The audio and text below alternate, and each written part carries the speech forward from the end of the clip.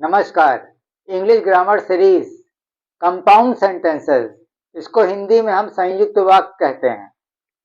How to join two sentences, दो sentences को कैसे जोड़ा जाए, इसके लिए कुछ कुछ जो है वर्ड्स होते हैं जिनको हम यूज करके दो सेंटेंस को आपस में जोड़ सकते हैं और वो मीनिंगफुल हो जाता है। जैसे उदाहरण देख लीजिए, कंपाउंड सेंटेंसेस संयुक्त वाक्य। How to join two sentences, उदाहरण में if you read then you will succeed, if you read then you will succeed। तो if you read हो गया पहला सेंटेंस, दूसरा सेंटेंस you will succeed दूसरा सेंटेंस हो गया। इसके बीच में हमने then लगा दिया। एक तरीके से ये कंडीशनल सेंटेंस हो गया कि यदि तुम पढ़ोगे तो तुम सक्सेसफुल होगे। तो if you read then you will be successful, then जो है ये आपका दो सेंटेंस को जोड़ रहा है।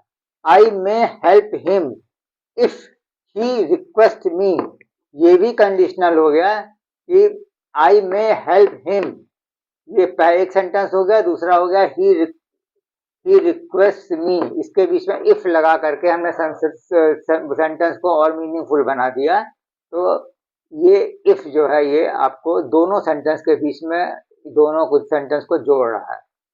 You will not be successful unless you work hard, you will not be successful एक सेंटेंस हो गया। दूसरा सेंटेंस हो गया यू वर्क हार्ड, जब तक कि तुम मेहनत नहीं करोगे। तो अनलेस ये आ गया है दोनों सेंटेंस के बीच में, इससे हमने दोनों सेंटेंस जोड़ दिए।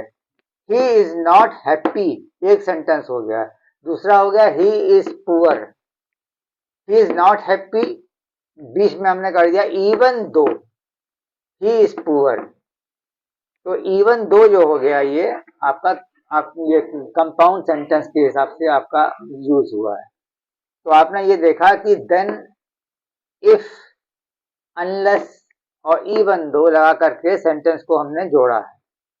तो इस तरीके से आपने देखा कि ये जितने भी कंपाउंड सेंटेंसेस होते हैं इसमें कुछ यूजफुल वर्ड्स लगा करके जिसका कि कोई मीनिंग नहीं निकले, उससे हम कंपाउंड सेंटेंस बनाते हैं।